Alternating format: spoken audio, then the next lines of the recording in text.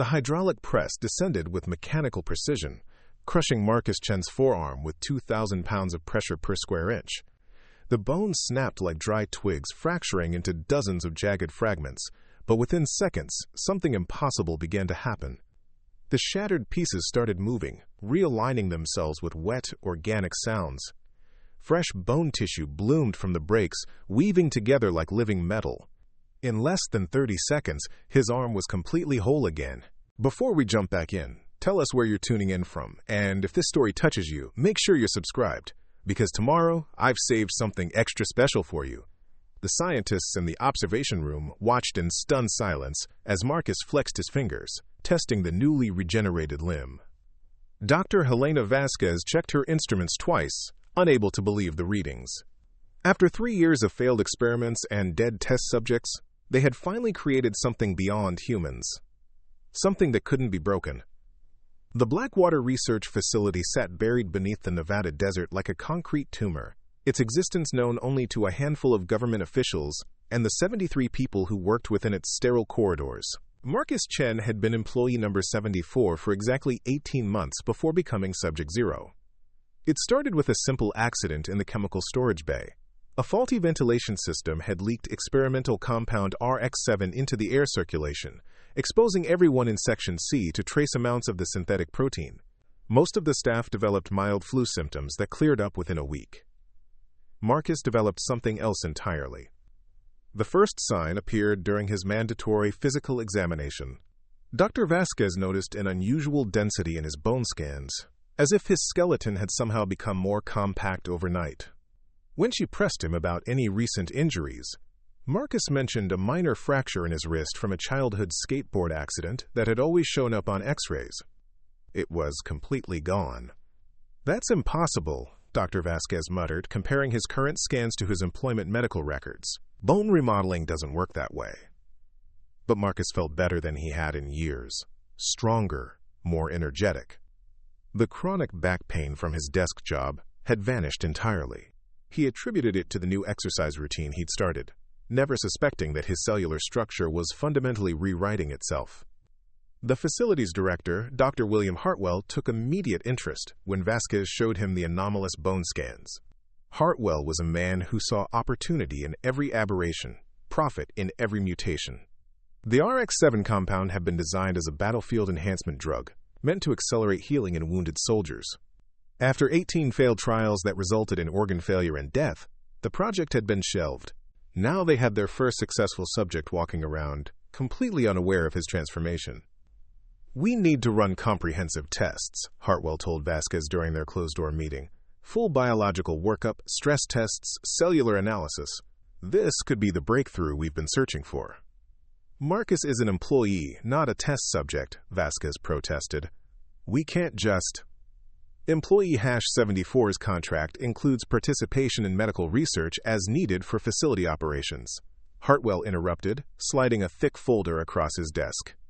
"I've already reviewed the paperwork with legal. He signed the consent forms when he was hired." The testing began gradually. Extra blood draws. Extended physical examinations. Bone density measurements that became increasingly frequent. Marcus complied without question, trusting that the additional medical attention was somehow related to his exposure to the chemical leak. He even felt grateful for the thorough care. Dr. Vasquez conducted the preliminary stress tests herself, starting with basic impacts. A rubber mallet against his shin produced results that defied medical understanding. The initial strike created hairline fractures visible on the real-time X-ray display, but within minutes the cracks sealed themselves with fresh calcium deposits. The healing wasn't just fast, it was perfect. No scar tissue, no weakness, no sign that damage had ever occurred. "How do you feel?" she asked Marcus as he sat on the examination table, completely unaware that his tibia had just fractured and healed 3 times in succession. "Fine," he replied honestly. "Maybe a little tingly in my leg, but nothing painful." Vasquez documented everything meticulously, her scientific excitement warring with growing ethical concerns. Marcus's cellular regeneration was operating at levels that shouldn't be possible in any living organism. His bone density had increased by 40% since the initial exposure, yet he showed no signs of the brittleness that typically accompanied such changes. Instead, his skeleton had become more flexible, more resilient. The breakthrough came during week 6 of testing when Dr. Vasquez accidentally dropped a steel clamp on Marcus's foot. The heavy instrument struck with enough force to break multiple metatarsals in a normal person. Marcus barely flinched. The X-ray showed the bones had compressed under impact but immediately sprang back to their original shape, like organic springs. "Did you feel that?" Vasquez asked, her voice barely above a whisper. "Feel what?" Marcus looked down at his foot, wiggling his toes. "Oh, you dropped something. No big deal." That night, Vasquez sat in her office, reviewing 18 hours of footage, showing Marcus's bones compressing, fracturing, and regenerating in real time. The implications were staggering, not just for military applications, but for treating degenerative bone diseases, osteoporosis, even paralysis caused by spinal injuries. Marcus Chen had become a walking miracle of medical science. But Dr. Hartwell had different ideas. The next phase of testing moved to the facility's lower levels, where the rooms had reinforced walls and no windows. Marcus was told he was participating in advanced physical therapy research, helping to develop new treatment protocols for industrial accident victims. The deception came easily to Hartwell, who had spent his career justifying increasingly extreme experiments in the name of scientific progress. "We're going to test your pain tolerance today," Dr. Vasquez explained as she prepared the hydraulic compression device. Her hands shook slightly as she adjusted the pressure settings. "The machine will apply controlled force to different parts of your body. If you experience any discomfort, just say stop." Marcus nodded, trusting her completely. He had worked alongside these people for over a year, considered some of them friends. The thought that they might be deliberately harming him never crossed his mind. The first test targeted his hand. The mechanical press descended slowly, applying gradually increasing pressure to his palm and fingers. At 500 psi, Marcus felt a strange tingling sensation. At 800 psi, his metacarpals began to bow under the strain. At 1,200 psi, the bones fractured with audible snaps.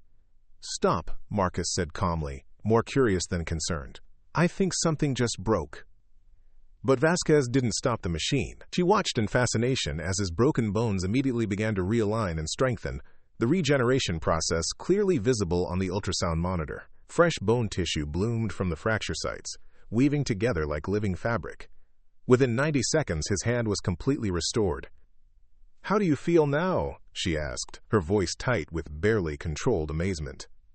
Marcus flexed his fingers experimentally. "Actually, better than before. Stronger somehow."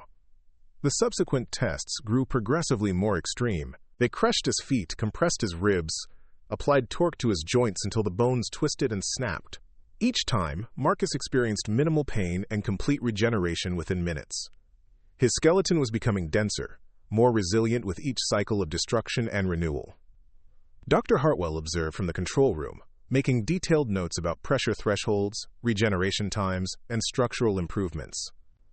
To him, Marcus had ceased being a person and become a proof of concept. A prototype for an army of unbreakable soldiers who could survive any battlefield injury and return to combat within minutes. "We need to test the limits," Hartwell told Vasquez after reviewing the day's data. "Find his breaking point, determine how much damage he can actually sustain." "This is going too far," Vasquez protested. "He trusts us. He doesn't even know what we're really doing to him." "He signed the consent forms," Hartwell reminded her coldly, "and his contribution to science could save thousands of lives, millions potentially." But as the testing continued over the following weeks, Vasquez began to notice disturbing changes in Marcus beyond his enhanced bone structure. His reflexes were becoming faster, his strength increasing exponentially. During one session, he accidentally bent a steel restraint just by flexing his wrist. Most concerning of all, his cognitive patterns were shifting. He was becoming more observant, more analytical, more suspicious. The transformation wasn't limited to his skeleton. The RX-7 compound was rewriting his entire biological system, creating something that was no longer entirely human. Something that was beginning to realize it was being systematically tortured in the name of scientific advancement. Marcus's transformation accelerated beyond anyone's expectations during the 7th week of testing. What began as enhanced bone regeneration had evolved into something far more comprehensive and terrifying. His muscle tissue was becoming denser, his nervous system more efficient, his cardiovascular capacity superhuman. Dr. Vasquez documented cellular changes that shouldn't have been possible in any known biological system. The morning Marcus lifted a 300-pound steel table with one hand while casually asking about lunch plans was the morning everything changed at Blackwater. Security footage captured the moment perfectly. Marcus had been waiting in testing room C7 when he noticed a water stain on the wall behind the examination table. Without thinking, he reached over and moved the entire steel structure aside to get a better look. The table, which normally required 3 people and a mechanical lift to reposition, slid across the floor like it weighed nothing.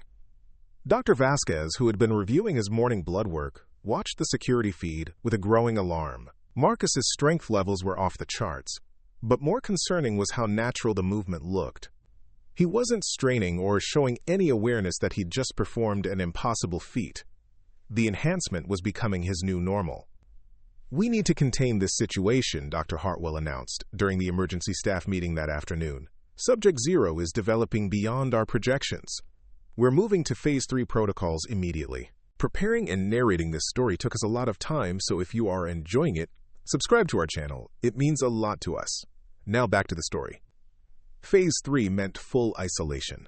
No more pretending Marcus was a voluntary participant in medical research. The facility's lower levels contained holding cells designed for subjects who had become too dangerous for standard testing environments.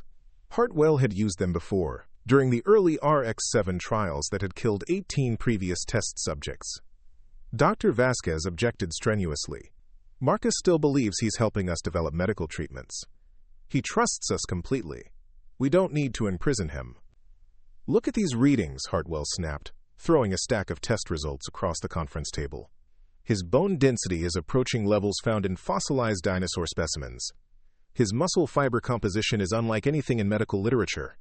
His brain activity shows patterns consistent with advanced cognitive enhancement. He's becoming something we can't control through deception anymore." The security team moved that night while Marcus slept in his assigned quarters. They used tranquilizer gas pumped through the ventilation system, a precaution that proved unnecessary. Marcus woke up as they were moving him, but offered no resistance. He assumed the relocation was part of the ongoing medical research, perhaps isolation protocols related to his chemical exposure. The new testing environment was significantly different. Gone were the sterile medical examination rooms and friendly explanations. The space resembled a reinforced bunker, with titanium steel walls and industrial-grade restraint systems. Marcus found himself strapped to a table that could have held a small aircraft engine. "What's happening?" he asked Dr. Vasquez as she prepared the morning's equipment. For the first time since testing began, uncertainty crept into his voice. "This doesn't look like the other room." Vasquez avoided his eyes, focusing intently on calibrating the new hydraulic press system. This machine was capable of generating forces that would crush a car engine. Hartwell had ordered her to test Marcus's absolute limits, to find the breaking point where even his enhanced regeneration would fail. "We're moving into more advanced testing phases," she explained, her voice professionally neutral despite the guilt eating at her conscience. "The equipment here can provide more precise measurements." Quote, "The first test session in the new environment pushed Marcus's regeneration capabilities to extremes they had never attempted. The hydraulic press applied 5,000 psi directly to his femur, the strongest bone in the human body. The sound of the fracture echoed through the chamber like a gunshot. Marcus's leg bent at an impossible angle, the bone completely shattered.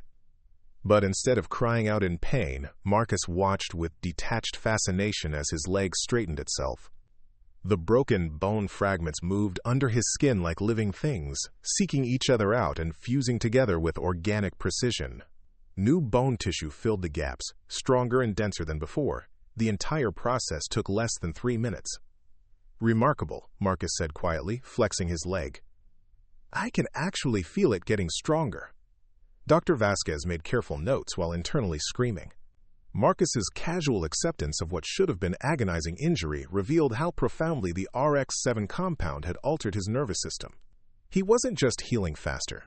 He was experiencing pain differently, processing trauma in ways that defied human psychology. Over the following days, the testing became increasingly brutal. They crushed his ribcage repeatedly, monitoring how his internal organs adapted to the repeated compression. They applied rotational force to his spine until vertebrae separated, watching as his nervous system maintained function throughout the healing process. They even tested the limits of his skull, applying pressure that would have killed a normal person instantly. Marcus endured it all with growing curiosity rather than distress. Each regeneration cycle seemed to improve his overall capabilities. His reflexes became faster, his strength increased, his sensory perception sharpened. During one test, he casually mentioned that he could hear conversations happening 3 floors above them. "The acoustic properties down here are interesting," he told Vasquez during a break between sessions. "I can distinguish individual voices, track movement patterns. The security guard on level 2 has a slight limp from an old injury. There's a water leak behind the wall in Section B. Someone 2 floors up is having an anxiety attack. Elevated heart rate, rapid breathing." Vasquez realized with growing horror that Marcus was becoming something beyond their ability to contain or control. His enhanced healing was just the beginning of a comprehensive biological upgrade that was rewriting the fundamental limits of human capability. The breakthrough moment came during Week 9, when Dr. Hartwell decided to test Marcus's pain tolerance using electrical stimulation. The device was designed to deliver controlled shocks to specific nerve clusters, allowing researchers to map pain responses and healing rates for neurological damage. They started with low-level stimulation, gradually increasing the voltage while monitoring Marcus's brain activity. At 50 volts, normal subjects would be screaming. At 100 volts, they would lose consciousness. Marcus remained calm and alert at 300 volts, discussing the sensations with clinical detachment. "It's interesting," he said, as electricity coursed through his nervous system. "I can feel the current affecting different neural pathways, but my brain is automatically routing around the damage. Like my consciousness is learning to use backup systems." Dr. Vasquez stopped the test immediately, but the damage was done. Marcus had realized that his transformation went far beyond simple bone regeneration. His entire neurological system was evolving, becoming something that could process and adapt to trauma in ways that transcended human limitations. That night, alone in his cell, Marcus began to piece together the truth about his situation. The chemical leak hadn't been an accident. The timing was too convenient. The exposure too precisely controlled. The medical testing wasn't research. It was systematic torture designed to catalog his abilities. The friendly doctors weren't helping him. They were studying him like a laboratory specimen. The realization didn't make him angry. Instead, it made him curious. Marcus spent the following week quietly observing his captors, using his enhanced senses to gather information about the facility's layout, security protocols, and staff behavior patterns. He could hear every conversation within a half-mile radius, smell the chemical signatures of different personnel, feel vibrations in the steel structure that revealed hidden passages and equipment locations. Dr. Vasquez noticed the change in his demeanor immediately.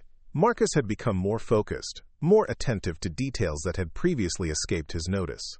During testing sessions, she caught him studying the equipment configurations, memorizing the positions of cameras and sensors, calculating angles and distances with mathematical precision. "You're different," she finally said during one of their sessions. "You're thinking about things differently." Marcus smiled, and for the first time since his transformation began, the expression didn't reach his eyes. "I'm thinking about a lot of things, Dr. Vasquez.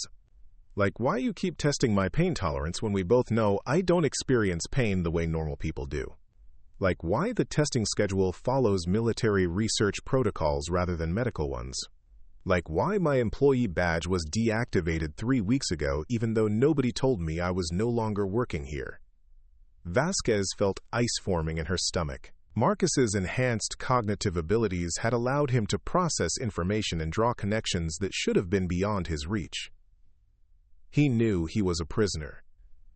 He knew the testing was torture. And based on the calculating look in his eyes, he was planning to do something about it.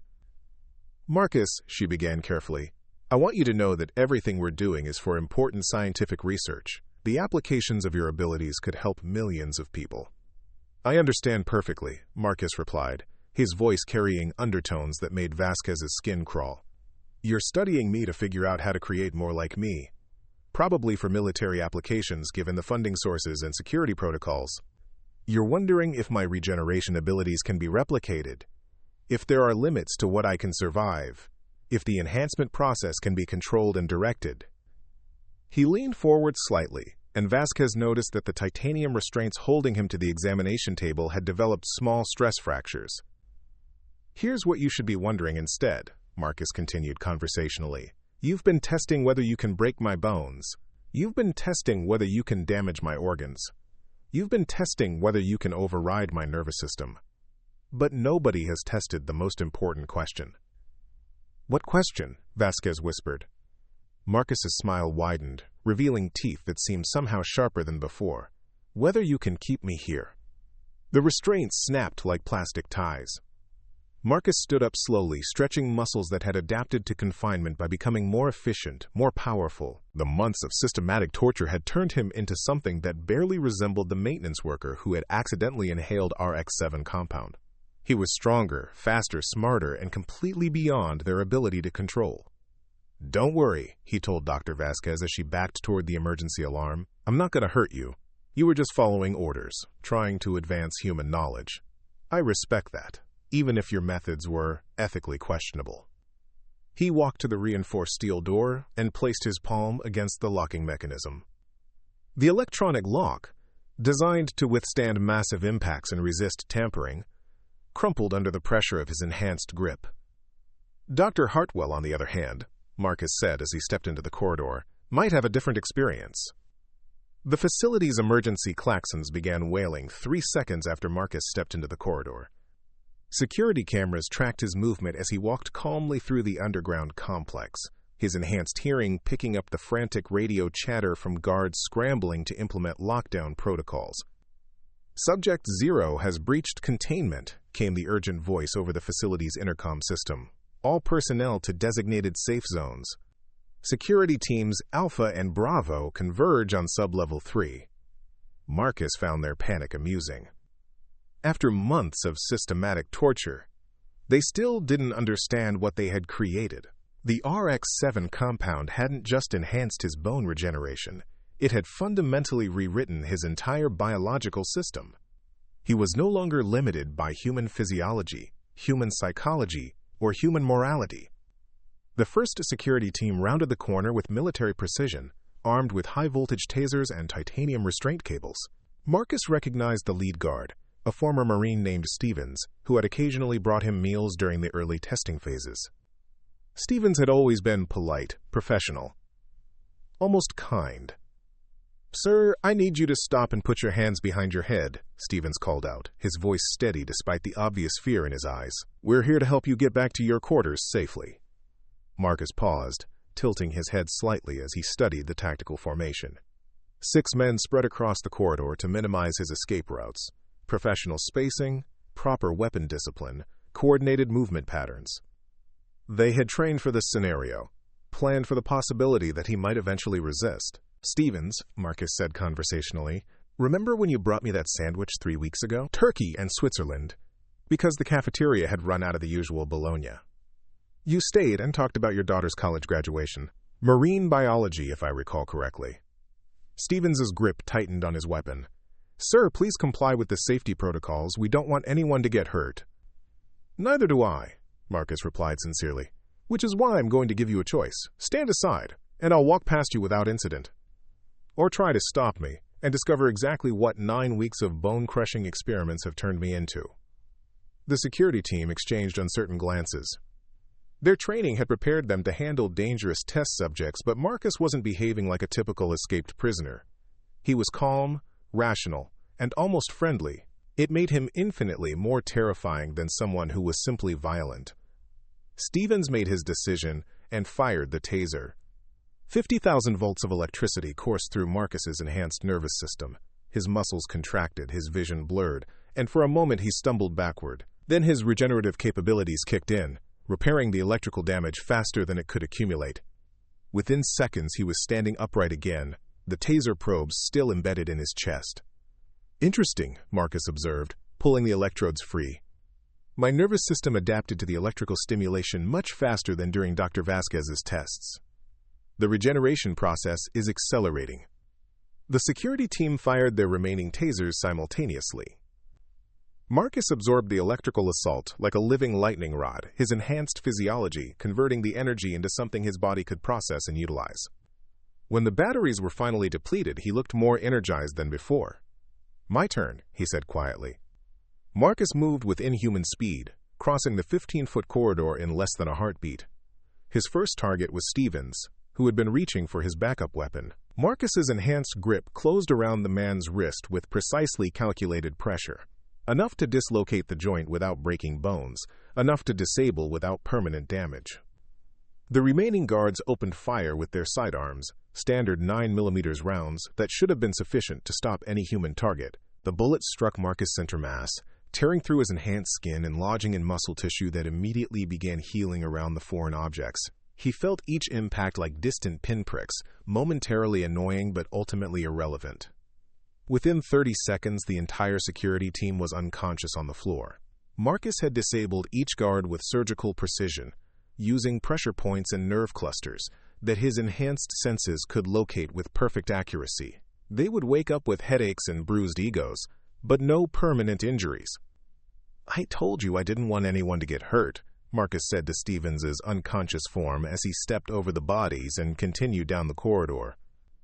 The facility's layout was burned into his memory from weeks of listening to footsteps, conversations, and mechanical sounds. He navigated the underground complex like he had designed it himself, moving steadily toward the administrative levels where Dr. Hartwell maintained his office. More security teams intercepted him along the way. Each encounter followed the same pattern: professional soldiers implementing textbook tactics against a target that had evolved beyond their comprehension. Marcus disabled them all with the same clinical efficiency, never using more force than necessary, never causing permanent damage. By the time he reached Sublevel 1, the facility's personnel had evacuated to the surface bunkers. Only essential staff remained, monitoring his progress through security cameras and trying desperately to contact their government overseers. Dr. Hartwell was waiting in his office, surrounded by the facility's most sensitive research data. File cabinets full of documentation about the RX-7 program, detailed records of Marcus's transformation, and preliminary plans for replicating the process with new test subjects. "You can't escape," Hartwell said as Marcus appeared in the doorway. The director's voice carried the authority of someone accustomed to absolute control, but his hands shook as he spoke. "This facility is buried 300 feet underground. The surface access tunnels are sealed with blast doors that require nuclear-level explosives to breach. You're trapped down here with us." Marcus entered the office slowly, his enhanced senses taking in every detail. Hartwell's elevated heart rate, the chemical signature of fear-induced perspiration, the subtle tremor in his voice that indicated barely controlled panic. The man was terrified, but still trying to maintain psychological dominance. "Dr. Hartwell," Marcus said pleasantly, settling into the chair across from the director's desk. "I've been looking forward to this conversation." "What do you want?" Hartwell demanded, his scientific curiosity warring with his survival instincts. "If you're looking for revenge, you should know that everything we did was necessary for the advancement of human knowledge. Your sacrifice has contributed to breakthrough research that could revolutionize medicine." Marcus laughed, a sound that had none of the warmth it once possessed. "Sacrifice? Is that what you call systematic torture?" "I wasn't a volunteer, Dr. Hartwell. I was an employee who accidentally inhaled your experimental compound. You turned me into a test subject without my knowledge or consent." "You signed the medical research consent forms when you were hired," Hartwell protested. "All Blackwater employees agree to participate in facility research as needed. Did they agree to have their bones crushed repeatedly? Did they consent to electrical torture? Did they volunteer to be imprisoned and studied like laboratory animals?" Marcus leaned forward, and Hartwell noticed that the chair he was sitting in had begun to bend under the pressure of his grip. "The applications of your abilities," Hartwell began. "Are irrelevant," Marcus interrupted. "I'm not here to debate the ethics of your research program. I'm here to offer you the same choice I gave your security teams. Cooperate and walk away from this unharmed. Resist and discover what your experiments have created." Hartwell's eyes darted to the panic button hidden beneath his desk. Marcus's enhanced hearing detected the increase in his heart rate, the subtle shift in his breathing pattern that indicated he was preparing to make a desperate move. "I wouldn't," Marcus advised calmly. "Your emergency protocols assume you're dealing with a normal human being. I'm not normal anymore, Dr. Hartwell. I'm what you made me." To demonstrate his point, Marcus reached across the desk and picked up Hartwell's steel paperweight, a solid chunk of metal shaped like the facility's logo. His enhanced grip compressed the steel like modeling clay, reforming it into a perfect sphere before setting it gently back on the desk. "Now," Marcus continued, "let's discuss the terms of my departure from your facility." "Doctor." Hartwell's hands trembled as he stared at the compressed steel sphere that had once been his paperweight. The perfect symmetry of the deformed metal spoke to a level of control that went far beyond brute strength. Marcus hadn't crushed it in anger, he had reshaped it with the precision of a master craftsman. "What do you want from me?" Hartwell whispered, his earlier bravado completely evaporated. Marcus leaned back in the chair, which groaned ominously under his enhanced weight. "Information first. How many other facilities like this one exist? How many other people have been exposed to RX-7? How many subjects died during the early trials?" "That's classified information," Hartwell began automatically, then stopped as Marcus's expression darkened slightly. There are 4 other research sites. 2 in Colorado, 1 in Alaska, 1 in Maryland. But none of them have achieved the results we've seen with you. Most subjects died within hours of exposure. A few lasted days, but their regeneration capabilities were unstable. They would heal one injury only to develop massive tumors or organ failure. "And how many people died testing your miracle drug?" Marcus's voice remained conversational, but the underlying steel was unmistakable. Hartwell consulted his computer, pulling up files with shaking fingers. "Across all facilities, we've had 247 test subjects over the past 4 years.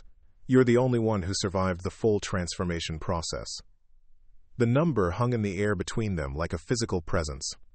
247 people had died so that researchers could understand why Marcus lived.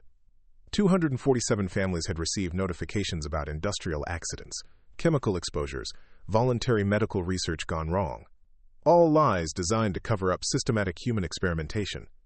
"Their names," Marcus said quietly. "I want the complete list." "I can't," Hartwell started. "Dr. Hartwell," Marcus interrupted, "you seem to be under the impression that you have a choice in this matter. Let me clarify your situation." Marcus stood up slowly, his enhanced frame towering over the seated director.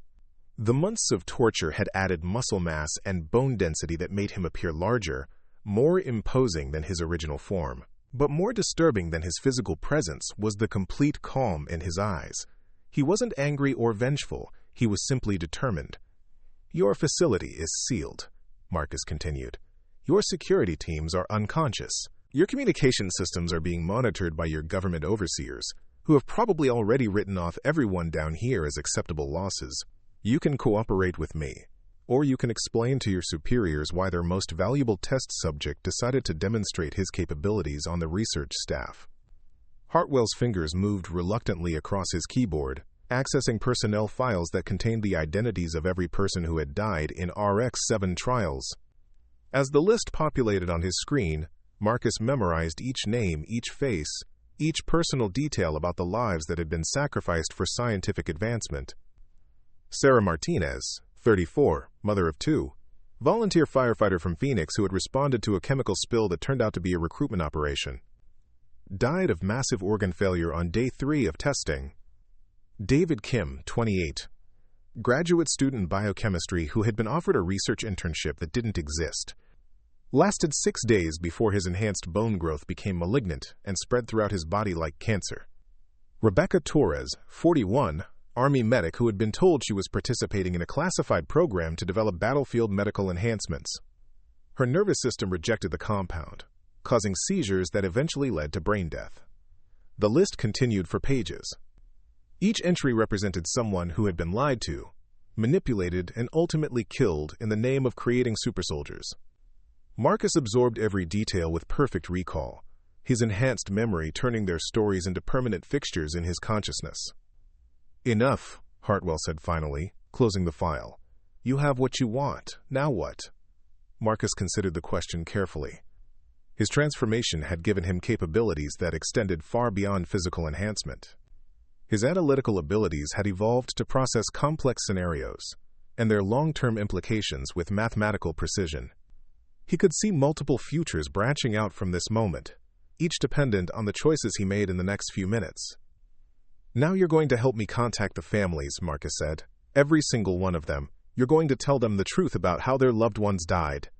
You're going to provide financial compensation from the program's black budget, and you're going to ensure that no more test subjects are recruited for RX-7 trials. That's impossible, Hartwell protested. The program has congressional oversight, military applications, international implications. I don't have the authority to shut down a multi-billion-dollar research initiative. Then we'll find someone who does, Marcus replied. He moved to Hartwell's computer and began accessing the facility's communication systems. His enhanced cognitive abilities allowed him to navigate the complex security protocols with ease, breaking through layers of encryption that should have required supercomputers to crack. Within minutes, he had established a direct video link to the Pentagon office responsible for overseeing Blackwater's operations. The face that appeared on the screen belonged to General Patricia Hawkins, a career military officer who had been briefing Congress on the RX-7 program for the past 3 years. Dr. Hartwell, General Hawkins said curtly, "This is highly irregular. You're supposed to maintain a communication blackout during active testing phases." "General," Marcus said, stepping into view of the camera, "Dr. Hartwell is indisposed at the moment. I'm Marcus Chen, also known as Subject Zero. I believe you've been receiving reports about my progress." The general's expression shifted from annoyance to shock to barely controlled fear in the span of seconds. She had read every report about Marcus's capabilities, watched video footage of his bone regeneration, reviewed analysis of his enhanced strength and cognitive abilities. But seeing him in person, calm and articulate after escaping from supposedly escape-proof containment, drove home the reality of what the program had created. "Mr. Chen," she said carefully, "I understand you have concerns about your treatment. I want you to know that your situation is being reviewed by appropriate authorities. If there have been protocol violations, they will be addressed through proper channels." Marcus smiled, and the expression was somehow more terrifying than anger would have been. "General Hawkins, let me save us both some time. I know about the 247 people who died during RX-7 testing. I know about the recruitment operations disguised as emergency responses. I know about the falsified death certificates and the cover stories provided to families. I also know that you've been planning to expand the program based on my successful transformation." He paused, letting the implications sink in before continuing. "What you don't know is that my enhancements go far beyond what your reports indicate. My regenerative abilities have evolved. My cognitive processing has increased exponentially. My sensory capabilities extend into ranges that your instruments can't measure. I am no longer limited by human physiology, human psychology, or human morality." General Hawkins leaned forward, her military training warring with the growing realization that she was dealing with something unprecedented. "What are you proposing, Mr. Chen?" "I'm proposing that you shut down the RX-7 program immediately, seal all research facilities, destroy all compound samples, compensate the families of test subjects who died, and ensure that no government agency ever attempts to recreate this research." "That's not possible," the general replied. "The strategic implications alone are irrelevant," Marcus interrupted. "General, you've been thinking about this situation from the perspective of someone who believes they have leverage. Let me correct that misconception." Marcus reached over to Hartwell's desk and picked up a thick steel filing cabinet. His enhanced grip compressed the metal structure like it was made of cardboard, crushing it into a compact cube while the general watched in horrified fascination. "This facility is buried 300 feet underground," Marcus continued conversationally as he set the crushed cabinet aside. "The blast doors that seal the access tunnels are designed to withstand nuclear weapons. Your security forces are equipped with military-grade weapons and training. None of that matters anymore." He moved closer to the camera, and General Hawkins instinctively leaned back despite the physical distance between them.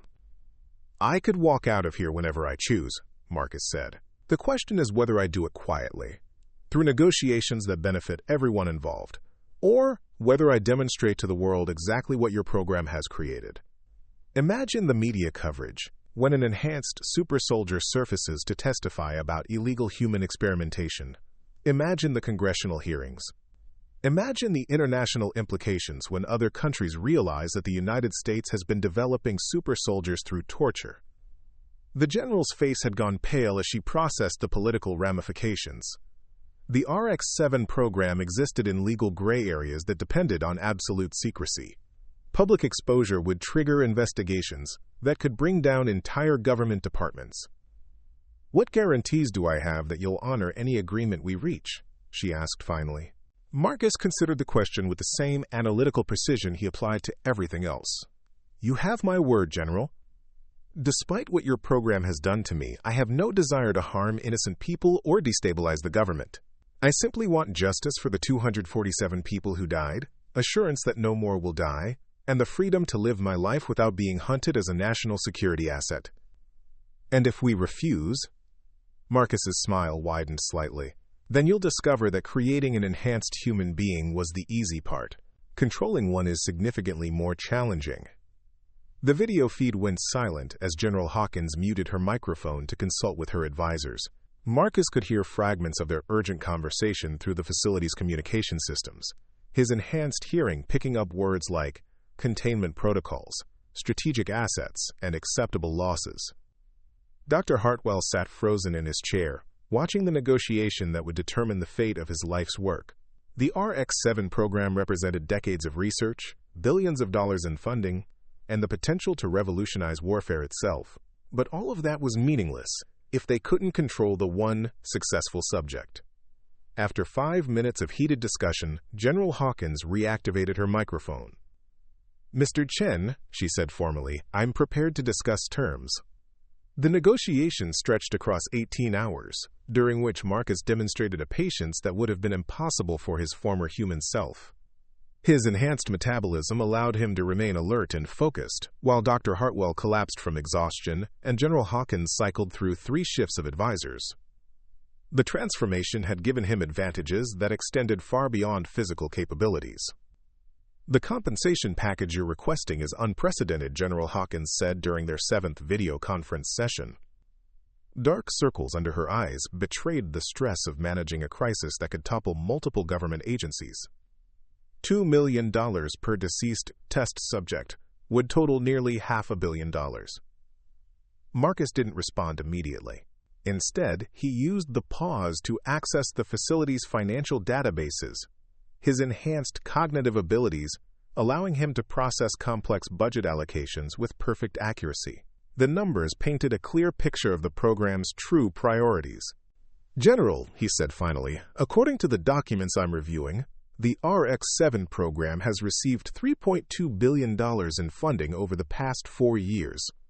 The single titanium centrifuge in Laboratory C4 cost more than what I'm requesting for all 247 families combined. Your program spent more money on coffee and catering than most people see in a lifetime." He pulled up specific budget line items and displayed them on the video conference screen. $30 million for enhanced interrogation equipment, the machines you use to crush my bones. $50 million for subject acquisition operations, kidnapping people for your experiments. $80 million for information containment services, covering up the deaths of test subjects.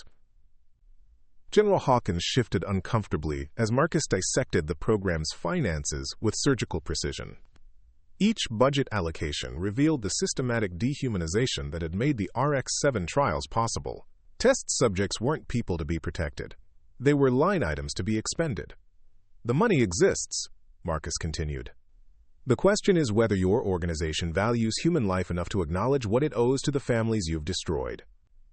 Dr. Hartwell, who had been silent for hours, finally spoke up. "The scientific applications alone justify the program's existence. Your regenerative capabilities could revolutionize medicine, eliminate degenerative diseases, and extend human lifespan indefinitely. The potential benefits to humanity." "Dr. Hartwell," Marcus interrupted, his voice carrying a warning edge, "you've had months to study my biology. You've documented every aspect of my transformation in excruciating detail, but you've never asked the most important question." "What question?" Hartwell demanded, his scientific curiosity overriding his fear. Marcus turned away from the video conference screen and looked directly at the doctor who had orchestrated his torture. "Whether I'm still human enough to care about humanity's benefit." The statement hung in the air like a physical threat. Marcus's transformation had progressed far beyond anything the researchers had anticipated or documented. His regenerative abilities were just the most visible manifestation of changes that went to the core of his identity. The question of whether he retained human empathy, human morality, human limitations was one that even he couldn't answer with certainty. You want to know what your experiments have really created? Marcus asked, moving closer to Hartwell's desk. Let me show you. He placed his hand on the steel surface and began to apply pressure.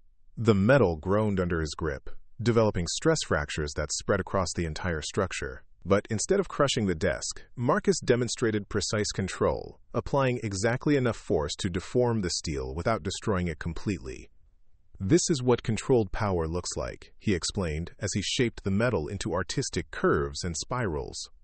I could have killed every security guard who tried to stop me. I could have collapsed this entire facility with my bare hands. I could have torn through your blast doors like tissue paper. But I chose restraint. The desk now resembled a metal sculpture, its surface transformed into flowing patterns that would have taken human artists days to create. Marcus had reshaped it in less than 30 seconds, demonstrating both his enhanced capabilities and his commitment to avoiding unnecessary destruction. The question you should be asking, Marcus continued, is how long that restraint will last if you continue to treat this situation as a negotiation rather than an accounting for crimes against humanity. General Hawkins muted her microphone again, engaging in another heated discussion with her advisors. Marcus could hear fragments of their conversation through the facility's communication systems. Military voices arguing about strategic assets, acceptable losses, and damage control. None of them were discussing the moral implications of systematically murdering 247 innocent people. During the lull, Dr. Vasquez appeared in the office doorway. She had been conspicuously absent during the negotiations, avoiding the confrontation she knew was inevitable. Her face showed the strain of months spent documenting torture while pretending it was medical research. Marcus, she said quietly, I want you to know that I tried to minimize the pain during the testing sessions. I argued against the more extreme protocols. I documented everything so that someday, when this was over, there would be a record of what really happened. Marcus studied her with his enhanced senses, reading the micro-expressions and physiological indicators that revealed her emotional state. Guilt, fear, regret, and genuine remorse created a complex pattern that his evolved psychology could analyze with perfect accuracy. Dr. Vasquez, he said gently, you were following orders in an impossible situation. I don't hold you responsible for the program's existence, but you have information that could help prevent this from happening to others. She nodded, understanding what he was asking. From her lab coat, she produced a small storage device containing backup copies of all research data, video recordings of testing sessions, and communications between facility staff and military overseers. Evidence that could expose the entire program if it ever became public. Everything is documented, she said, handing him the device. Every test, every subject, every death. I thought someday it might be needed for accountability. Marcus accepted the storage device and immediately connected it to the facility's computer systems. His enhanced cognitive abilities allowed him to process the massive amount of data in minutes, cataloging every atrocity committed in the name of scientific advancement. The video footage was particularly damning. Hours of security camera recordings showing test subjects being tortured, dying in agony, and having their bodies disposed of like medical waste. General Hawkins, Marcus said as he muted the video conference, I've just acquired comprehensive documentation of the RX-7 program's activities. Every illegal experiment, every falsified death certificate, every cover story told to grieving families. This information will be released to media outlets, congressional investigators, and international human rights organizations if our negotiations fail. The general's composure cracked slightly as she realized the magnitude of the evidence Marcus now possessed. Mr. Chin, you need to understand that exposing classified military research could be considered an act of treason. Marcus laughed, a sound that carried no warmth or humor. General, your program kidnapped civilians, subjected them to fatal experiments, and covered up their murders. You're going to lecture me about treason? He began uploading selected files to secure servers located outside government control, insurance policies that would activate if anything happened to him. The process demonstrated capabilities that went far beyond what any human hacker could achieve. His enhanced nervous system interfaced with computer systems in ways that approached technological telepathy. I'm going to make this very simple, Marcus continued. You have 24 hours to implement my demands. Shut down all RX-7 facilities. Destroy all compound samples. Provide full compensation to the families of deceased test subjects. issue public acknowledgement of the program's illegal activities, and guarantee that no attempts will be made to capture or study me in the future. And if we comply? General Hawkins asked.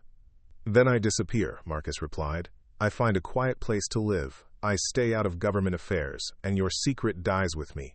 You lose one potential super soldier, but you avoid a scandal that could destroy your entire department. And if we refuse, Marcus's expression hardened, then I demonstrate exactly why creating enhanced human beings was a mistake your organization will regret for generations. The video conference ended abruptly as General Hawkins cut the connection. Marcus knew she was consulting with higher authorities, probably involving the Secretary of Defense and potentially the President himself. The decision would ultimately come down to whether the government valued secrecy more than the lives of innocent people. Dr. Hartwell slumped in his chair, staring at the twisted metal sculpture that had once been his desk. You're going to destroy everything we've worked for, he said bitterly. Decades of research, billions of dollars in funding, the potential to revolutionize human biology itself. Dr. Hartwell, Marcus replied, I am the culmination of your research. I am everything you hoped to achieve and everything you feared to create. Look at me and ask yourself, was it worth 247 lives to produce one person who no longer considers himself bound by human limitations? The question struck at the heart of the ethical void that had made the RX-7 program possible. In their pursuit of scientific advancement, the researchers had convinced themselves that individual lives were acceptable sacrifices for the greater good. They had created protocols that transformed people into test subjects, reduced human beings to data points, and justified torture as necessary research. But now they faced the consequences of their choices in the form of someone who possessed all the capabilities they had sought to create, along with the knowledge of how those capabilities had been acquired. Marcus was living proof that their methods produced results, and living testimony to the moral bankruptcy of those methods. Dr. Vasquez spoke up from the doorway. There's something else you should know, Marcus. The compound samples aren't just stored here. There are backup repositories at each facility, plus strategic reserves at 2 classified military installations. Even if they agree to your demands, the technology will survive.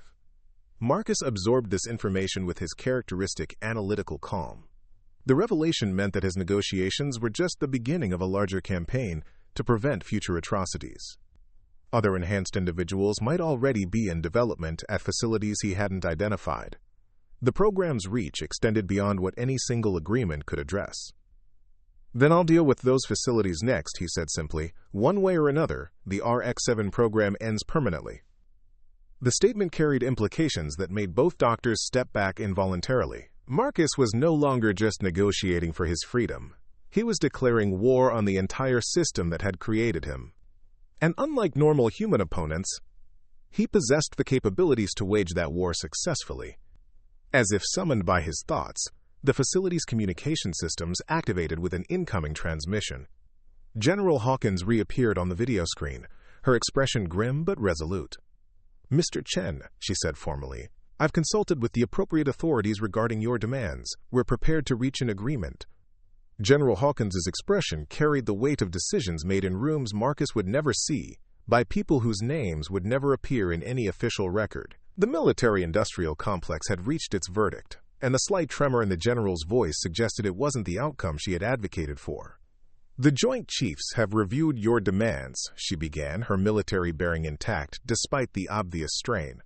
We're authorized to offer partial compliance. Financial compensation for the families will be provided through existing veteran support channels. Dr. Hartwell's facility will be decommissioned. All research data will be classified at the highest levels. Marcus's enhanced hearing detected the careful phrasing, the deliberate omissions that revealed the true nature of their offer. And the other facilities? The compound samples? The guarantee that no attempts will be made to study or capture me? Those items fall outside the scope of what we can authorize at this time, General Hawkins replied. They require additional consultation with international partners and allied research initiatives. Quote, the diplomatic language was a polite way of saying no. Marcus processed the implications with his enhanced cognitive abilities, analyzing probability matrices and strategic outcomes with mathematical precision.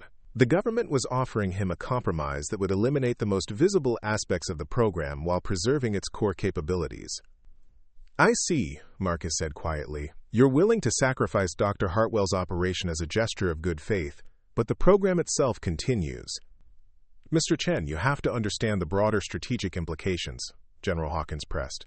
"The research applications extend far beyond military use. Medical breakthroughs that could eliminate cancer, reverse paralysis, extend human lifespan. We can't simply abandon that potential because of operational setbacks." Marcus stood up slowly, his enhanced frame casting shadows across the office as he moved. The months of systematic torture had transformed him into something that looked human, but operated according to fundamentally different principles. His patience, his restraint, his willingness to negotiate, all of these had been tactical choices rather than expressions of human mercy. "Operational setbacks," he repeated, tasting the euphemism. "Is that what you call the murder of 247 innocent people?" He moved to the wall-mounted display screen that showed the facility's layout and began tracing connection points with his finger. The titanium steel construction groaned under the pressure of his touch, stress fractures appearing in patterns that followed the building's structural weaknesses. "Dr. Hartwell," Marcus said without turning around, "how long would it take to reach the other RX-7 facilities if someone had unlimited resources and no concern for international borders?" Hartwell consulted his computer, pulling up maps and transportation data with shaking hands. "The Colorado sites are approximately 800 miles northeast. The Alaska facility is remote, accessible only by aircraft. The Maryland installation is embedded within a larger military complex. The estimated travel time would be—" "4 days," Marcus interrupted, his enhanced cognitive abilities calculating optimal routes and methodologies. "Assuming I chose to travel conventionally." General Hawkins leaned forward on the screen, her military training recognizing a tactical assessment when she heard one. "Mr. Chen, any attempt to interfere with classified military installations would constitute an act of terrorism. We would have no choice but to respond with full military force." Marcus turned back to face the camera, and something in his expression made Dr. Vasquez step back involuntarily. The transformation had progressed beyond physical enhancement into territories that challenged fundamental assumptions about human nature itself. "General," he said with perfect calm, "your military force has already been tested against me. How did that work out?" To demonstrate his point, Marcus reached up and grasped one of the steel support beams that reinforced the office ceiling. His enhanced grip found purchase on the metal, and he began to bend it slowly, reshaping the structural element like it was made of soft plastic. The beam was designed to support thousands of pounds of concrete and earth. Marcus manipulated it with casual ease.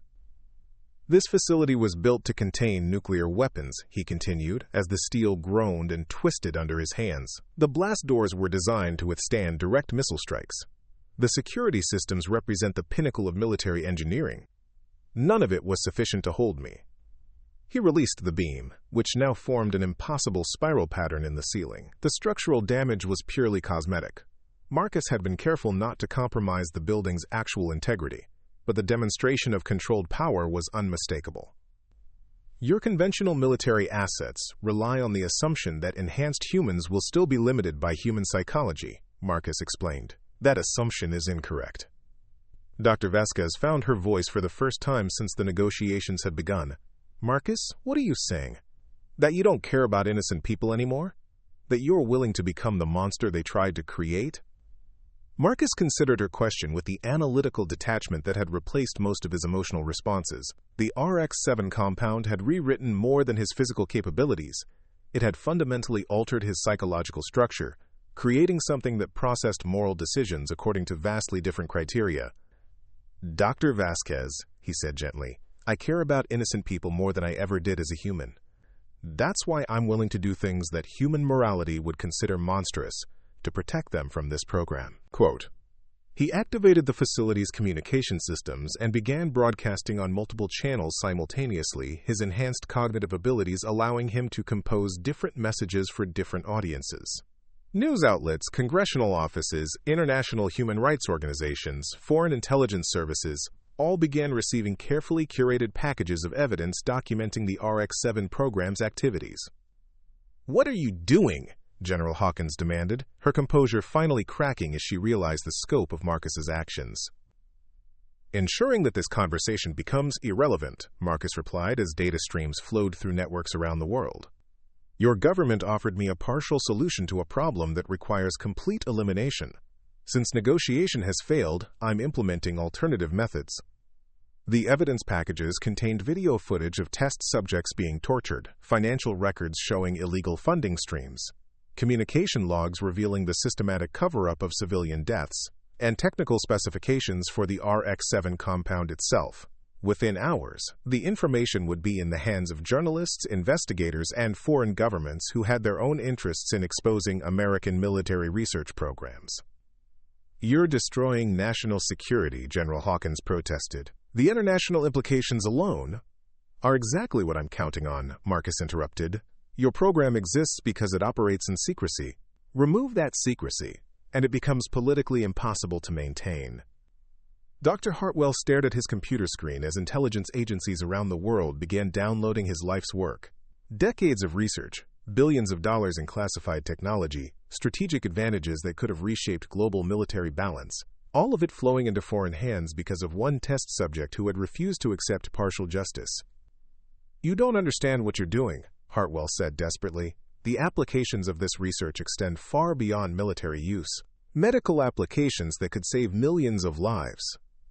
Scientific breakthroughs that could advance human evolution itself. Marcus paused in his data transmission and looked directly at the doctor who had orchestrated his transformation. Dr. Hartwell, I am the culmination of your research. I represent everything you hoped to achieve. Look at what you've created and ask yourself, do you really want millions of people to become like me? The question struck at the heart of the ethical paradox the researchers had never fully considered.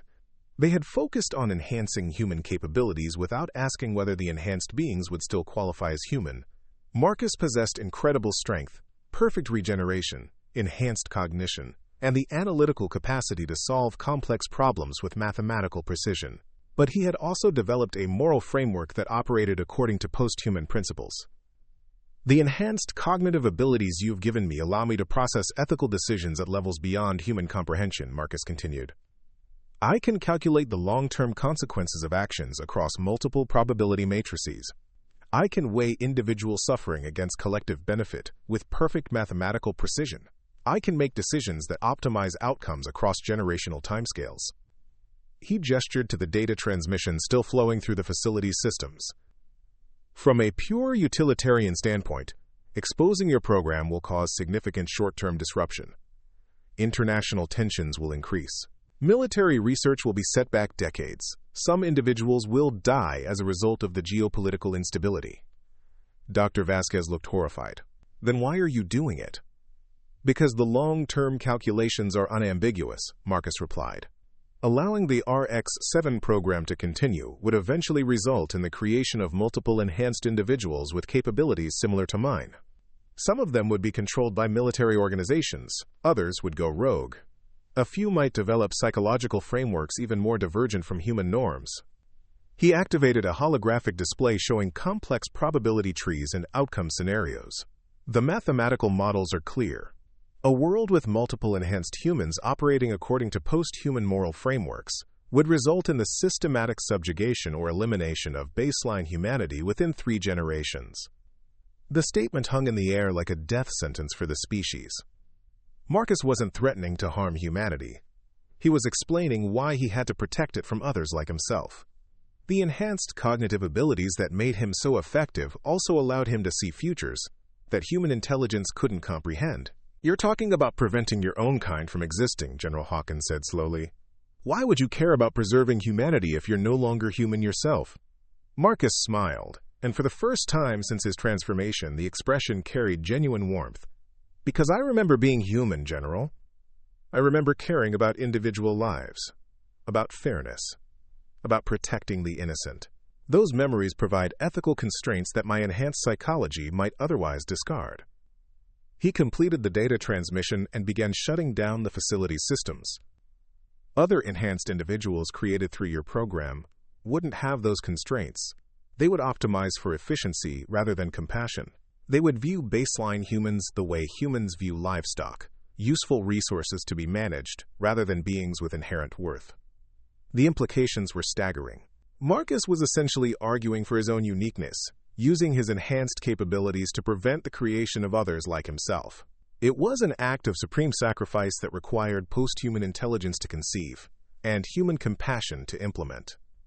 The data I've released will make it impossible for any government to continue RX-7 research, Marcus explained as he prepared to leave the facility. International oversight will increase. Public awareness will create political pressure. The program dies permanently, along with any chance of creating additional enhanced individuals. He moved toward the office door, then paused to look back at the people who had transformed him from human to something beyond human categories. Dr. Hartwell, Dr. Vasquez, General Hawkins, thank you for showing me what I needed to become to protect humanity from what you were trying to create. 3 months after the Blackwater facility went dark, the world had fundamentally changed. The leaked RX-7 documents triggered the largest intelligence scandal in modern history, toppling 3 defense secretaries, exposing illegal research programs across 12 countries, and creating international oversight protocols that revolutionized military bioweapons development. Marcus watched the congressional hearings from a small cabin in the remote mountains of British Columbia, his enhanced senses allowing him to monitor global communications while remaining completely invisible to government surveillance. The transformation had given him capabilities that extended far beyond physical enhancement. He could intercept satellite transmissions, decode encrypted communications, and track the movements of intelligence agencies across multiple continents. Senator Elizabeth Kane led the Senate subcommittee investigating the RX-7 program, her voice carrying moral outrage that resonated across international borders. The testimony we've heard reveals systematic violations of human rights that rival the most horrific medical experiments in human history. 247 American citizens were kidnapped, tortured, and murdered in the name of creating super soldiers. Marcus had provided detailed testimony through secure channels, his enhanced memory allowing him to recall every moment of his transformation with perfect accuracy. The documentation was so comprehensive that defense attorneys couldn't challenge its authenticity, forcing government officials to acknowledge the program's existence while claiming they had no knowledge of its methods. Dr. Hartwell sat in the witness chair, his career and reputation destroyed by revelations about his research. The RX-7 program represented legitimate scientific inquiry into human enhancement possibilities. Any ethical violations were the result of operational decisions made by military personnel, not research scientists. Senator Kane wasn't impressed by his deflection. Dr. Hartwell, you personally signed authorization forms for over 300 pressure tolerance tests involving the systematic crushing of a human being's skeleton. Are you claiming you didn't understand the nature of those procedures? The questioning continued for hours, each revelation more damning than the last.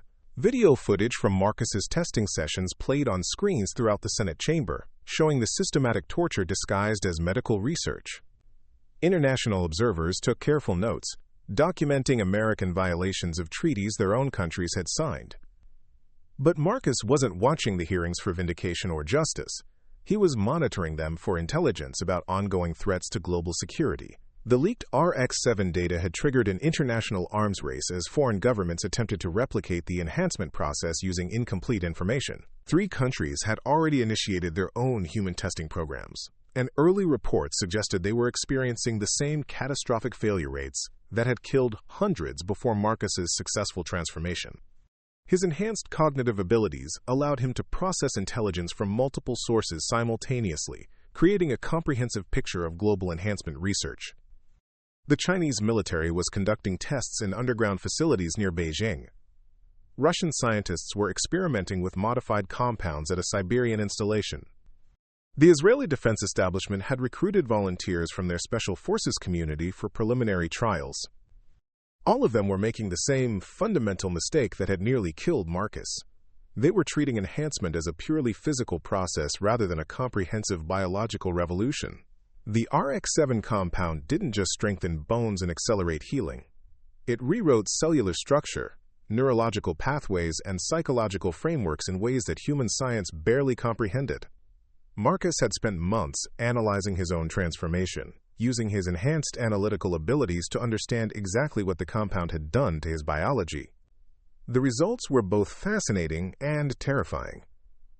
His cellular regeneration operated according to principles that violated several laws of thermodynamics. His nervous system processed information using quantum mechanisms that shouldn't be possible in biological tissue. His cognitive enhancement drew computational power from sources that his human understanding couldn't identify. He was, quite literally, no longer entirely human. The question that haunted his enhanced consciousness was whether that made him humanity's greatest protector or its most dangerous threat. The answer came when intelligence intercepts revealed that the Chinese enhancement program had achieved their first successful transformation. Major Li Wei of the People's Liberation Army had survived exposure to their modified RX-7 compound and was demonstrating capabilities similar to Marcus's early development.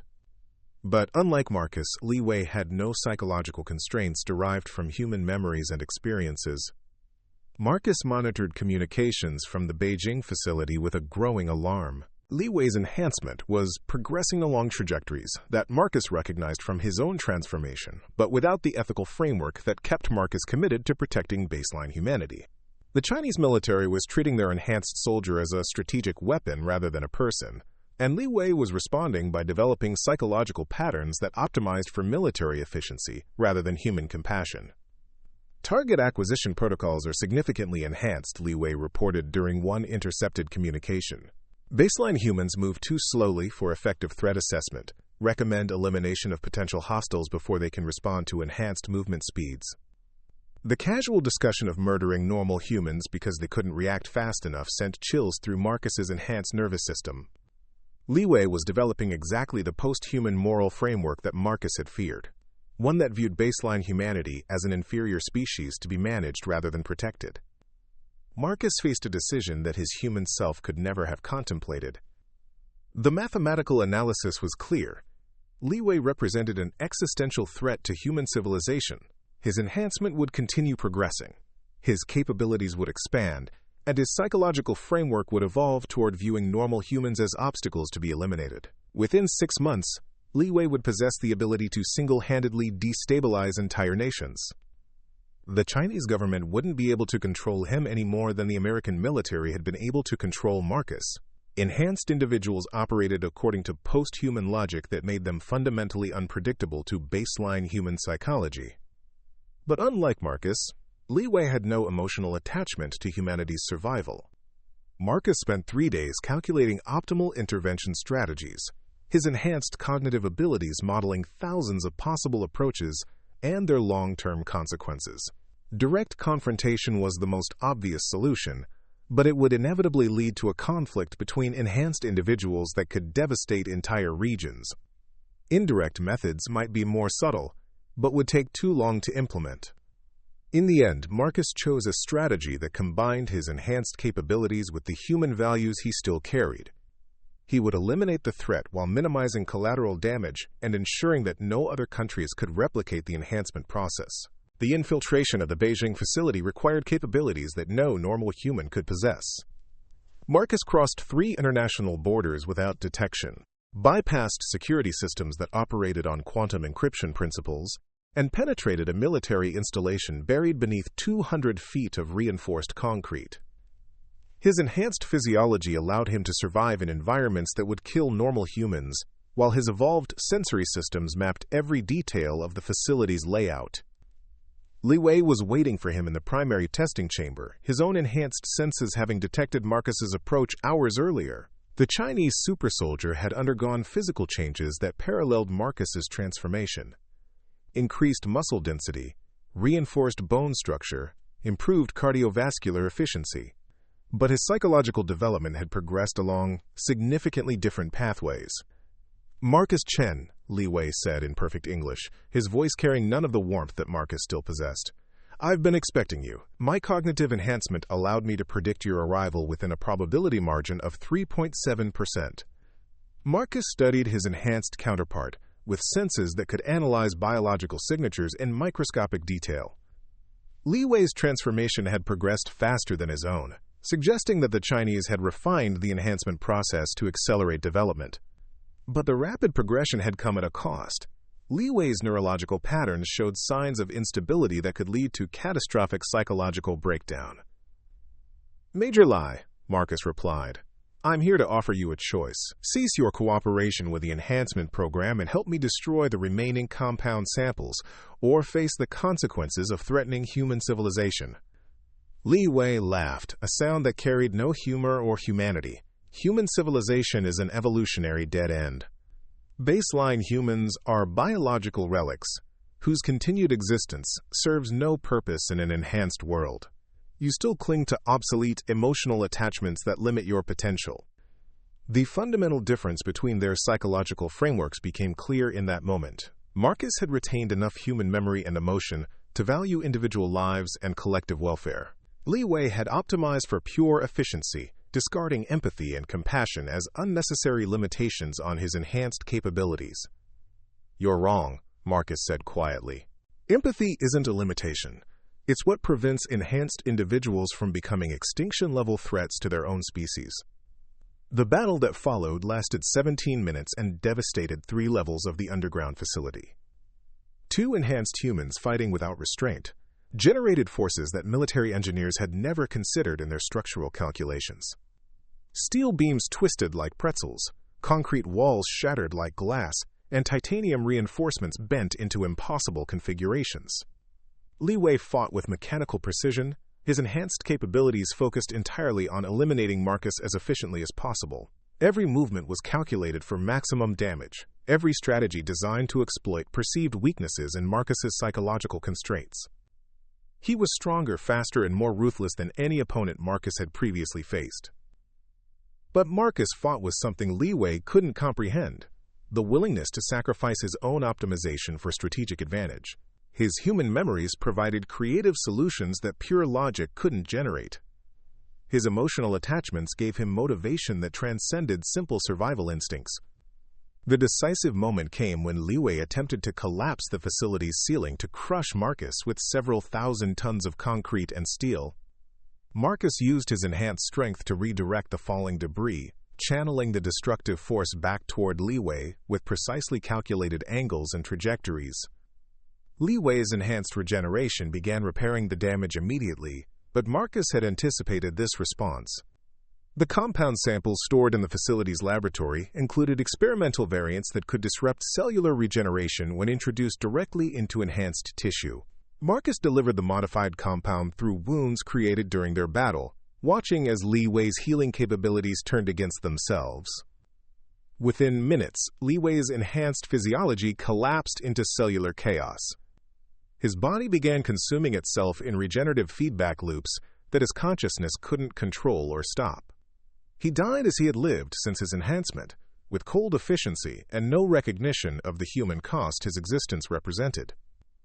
Marcus destroyed the remaining compound samples using thermite charges that reduced the laboratory equipment to molten slag. The Chinese enhancement program died with Li Wei, its research data consumed in chemical fires that burned hot enough to vaporize titanium. No evidence remained that could allow replication of the process.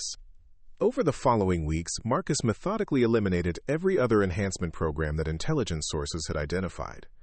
The Russian facility in Siberia suffered a catastrophic reactor failure that irradiated the entire complex. The Israeli installation experienced a series of equipment malfunctions that destroyed years of research. Smaller programs in Iran, North Korea, and Pakistan simply disappeared, along with their research staff and documentation. Marcus had become what he had always feared: a post-human intelligence making decisions that affected the survival of entire nations. But unlike other enhanced individuals, he used his capabilities to ensure that he would remain unique, the only enhanced human in a world of baseline people who could never understand what he had sacrificed to protect them. 6 months after the RX-7 scandal broke, Marcus sat in his mountain cabin watching news reports about the international treaty banning human enhancement research. 47 countries had signed the agreement, establishing monitoring protocols and enforcement mechanisms that would prevent future attempts to create enhanced individuals. Humanity was safe from the threat that Marcus represented, protected by the very individual who embodied that threat. He had become their guardian, their protector, and their greatest potential destroyer, all in one enhanced form. The transformation was complete.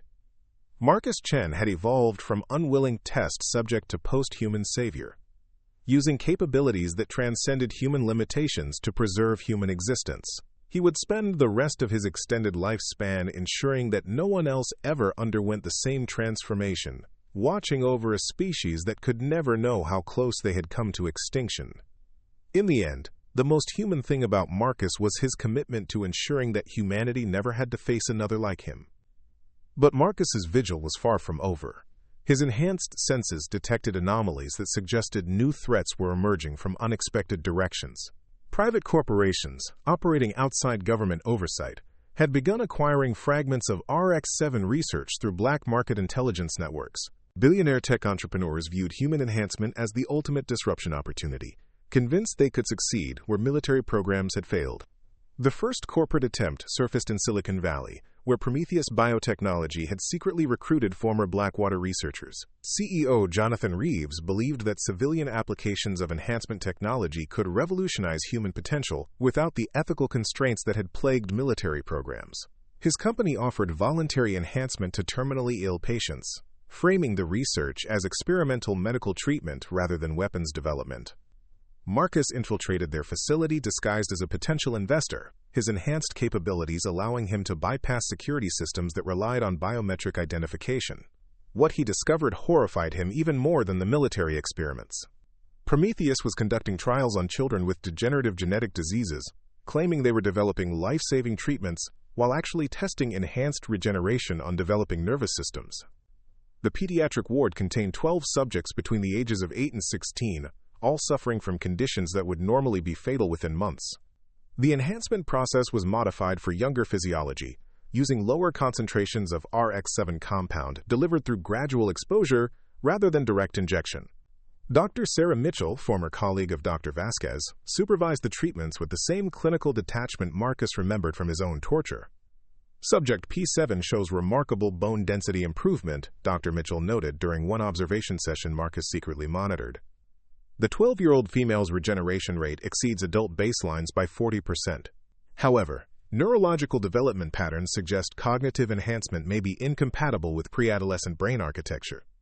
Marcus realized with growing horror that the children were developing abilities similar to his own, but their young minds couldn't process the psychological implications of their transformation. Unlike adult subjects who died from cellular rejection, children adapted to the enhancement process but lost fundamental aspects of human emotional development. They were becoming post-human entities without ever experiencing normal human psychology. Emma Rodriguez, a 10-year-old girl with leukemia, had been in the program for 6 weeks when Marcus first observed her. The enhancement had eliminated her cancer completely, rebuilding her immune system into something that could neutralize any biological threat. But it had also altered her emotional responses in ways that made her increasingly detached from normal human interaction. The other children moved too slowly, Emma told Dr. Mitchell during a psychological evaluation. Their games are boring because I can predict every action 3 moves ahead. I prefer observing the laboratory equipment. The patterns are more interesting than people.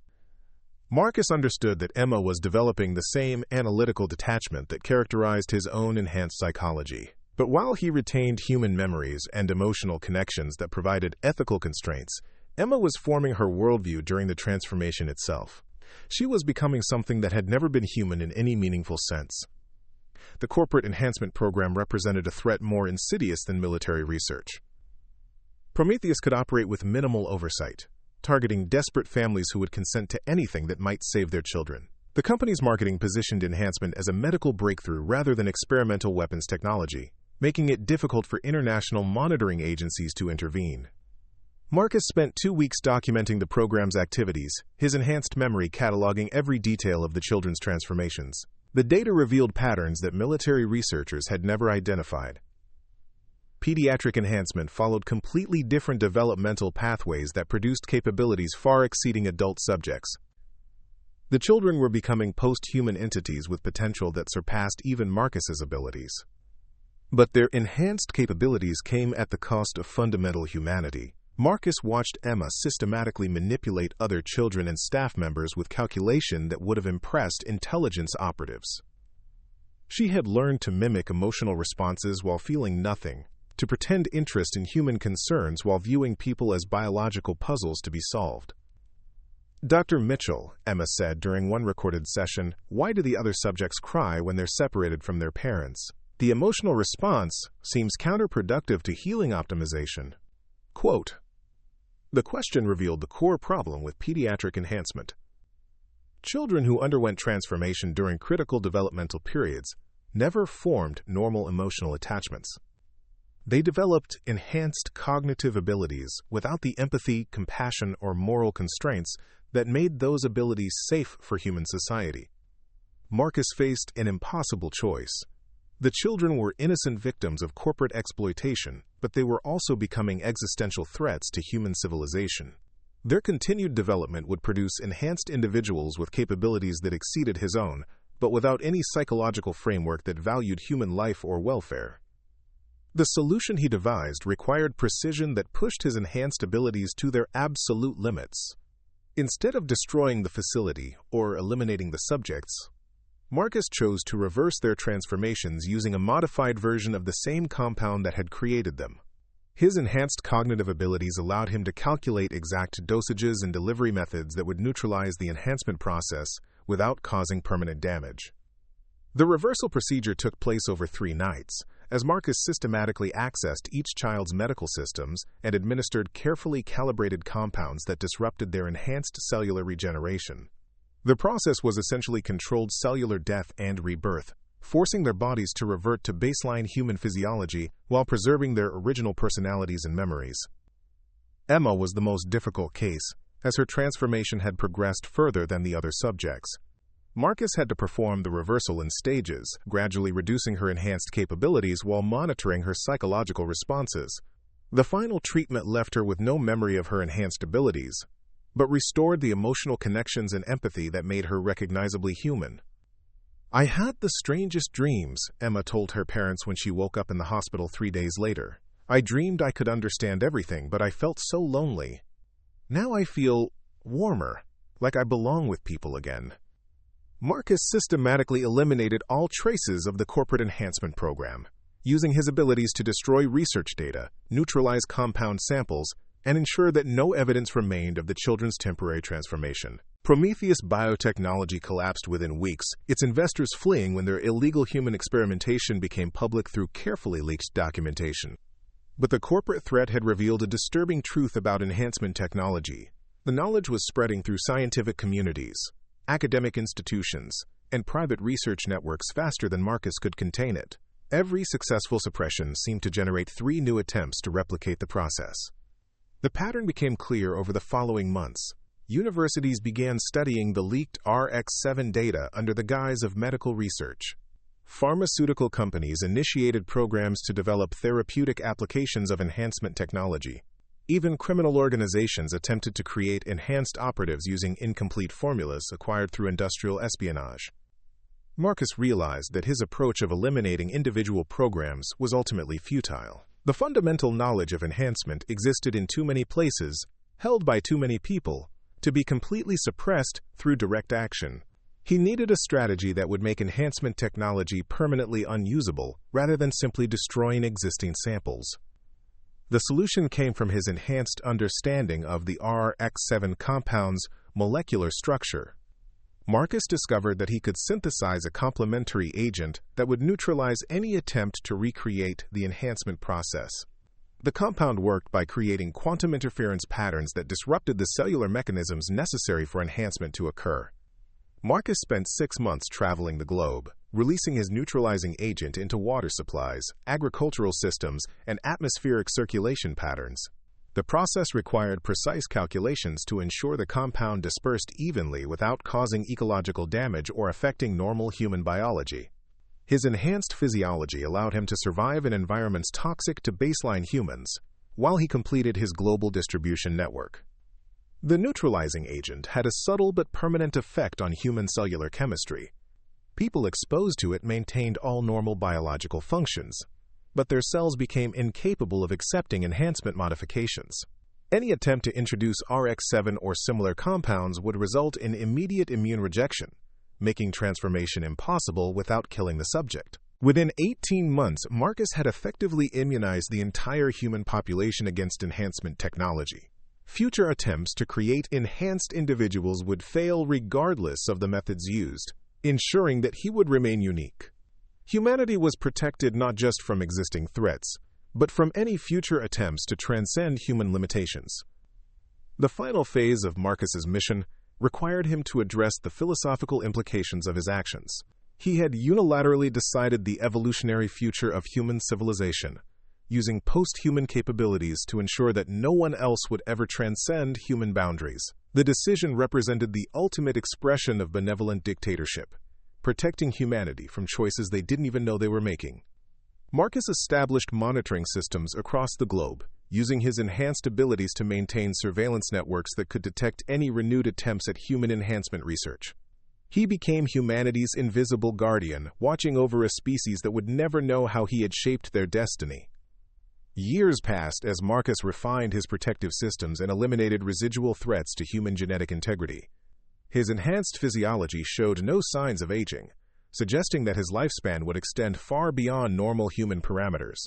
He faced the prospect of centuries or millennia spent protecting a species that would eventually forget the threats he had eliminated. But Marcus had made peace with his unique position between human and post-human existence. He retained enough humanity to value human life and welfare, while possessing the capabilities necessary to protect those values against threats that normal humans couldn't comprehend. He had become exactly what the world needed, a guardian who could transcend human limitations while remaining committed to human survival. The irony wasn't lost on him. The military's attempt to create the perfect weapon had instead produced the perfect protector. Their systematic torture had forged someone with the strength to resist corruption and the wisdom to use power responsibly. Marcus Chen had evolved into humanity's greatest shield against the dangers of its own ambition. His transformation was complete, from unwilling victim to enhanced being to ultimate guardian. He would spend eternity ensuring that humanity never faced another like him, protecting them from threats they would never know existed, standing watch over a species whose greatest enemy had become their most devoted protector. Up next, you've got two more standout stories right on your screen. If this one hits the mark, you won't want to pass these up. Just click and check them out. And don't forget to subscribe and turn on the notification bell so you don't miss any upload from us.